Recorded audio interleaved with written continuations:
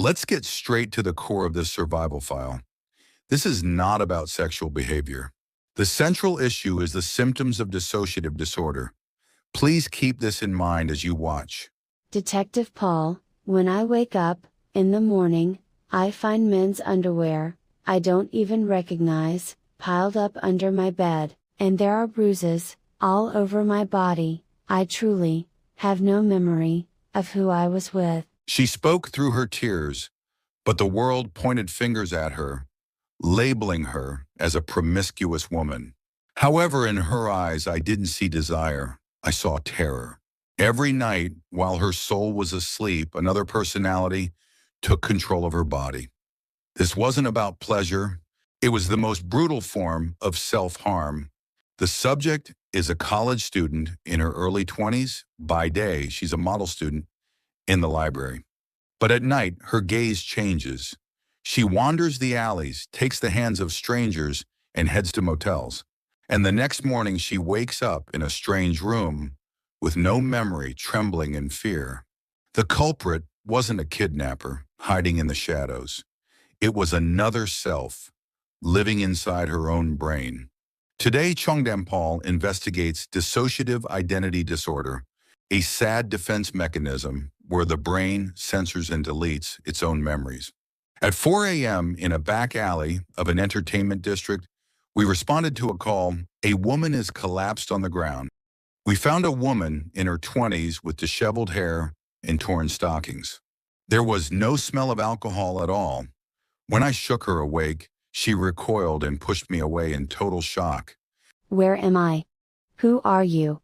I was studying, in the library. How did I get here? Her watch was stopped at 8 p.m., but it was already 4 a.m. During those lost 8 hours, her body showed positive for semen and signs of trauma, but those hours had been completely carved out of her mind. We reviewed the CCTV footage to track her movements. The footage was shocking. After leaving the library, she changed into different clothes and approached men in the alleys first.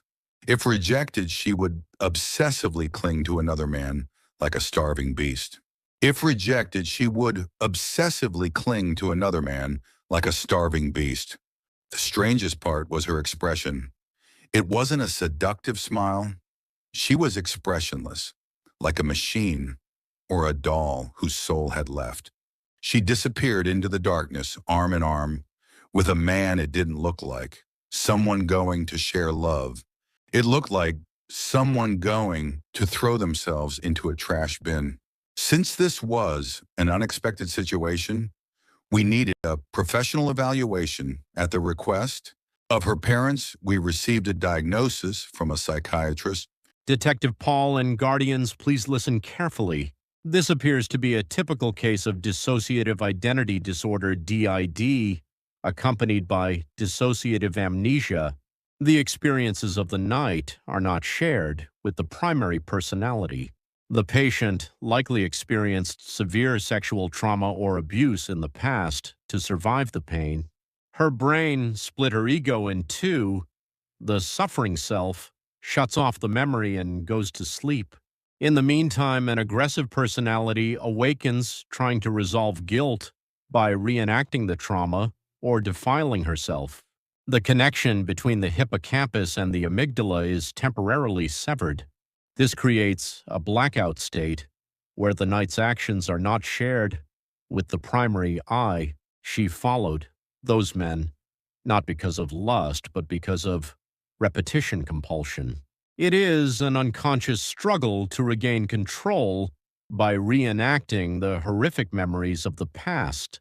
Eventually, her brain couldn't store the pain anymore. It said, "It hurts too much. If I remember this, I will collapse." To save herself, she erased herself. The analysis was heartbreakingly sad. Her brain deleted memories to live, but as a price, her body was being devastated. Detective, am I crazy? I wake up, and my underwear is gone. There are strangers' business cards in my wallet. No matter how much I wash, I still feel dirty. I lock my door, in fear, but I still wake up in motels. Is this sleepwalking? Am I possessed? Please, lock me up, in a cell. I'm more afraid of the night than death. Extreme dissociation doesn't start out of nowhere. There are always warning signs. I will brief you on these signs now. Please remember them. First is microamnesia. You repeatedly experience entire hours or days vanishing. You often ask yourself, when did I get here? Or when did I buy this? Second is depersonalization. Your face in the mirror feels like a stranger, or your voice sounds mechanical. If you feel detached, like your soul is looking down at your body, it's a sign your brain is escaping reality. Third is unexplained physical marks. You find bruises or wounds with no explanation, or find yourself wearing clothes you don't remember putting on. This is more than forgetfulness. It's proof someone else used your body. Now, our top female investigator, Detective Han, will tell you how to handle these situations. Detective Han, please.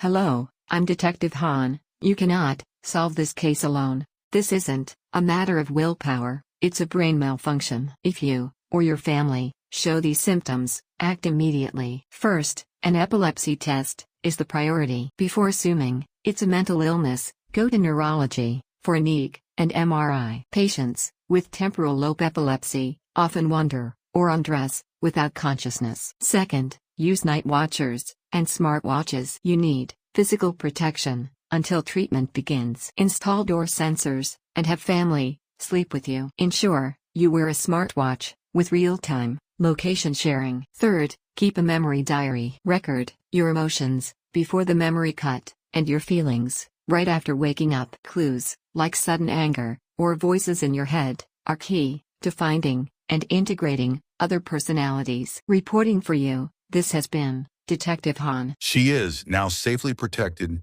in a psychiatric ward, piecing together her lost memories. During therapy, she revealed a horrific trauma she suffered at age 7. It probably started then. She was so scared that she shut her eyes, covered her ears, and put her own soul to sleep. That woman on the night streets wasn't fallen. She was a little girl screaming for someone to please save her and stop her. We must remember that. Subscribe and like. And if you have any misunderstandings about mental illness, please leave a comment. Continue investigating the final clues for survival with Cheongdam Paul. This was Detective Cheongdam Paul.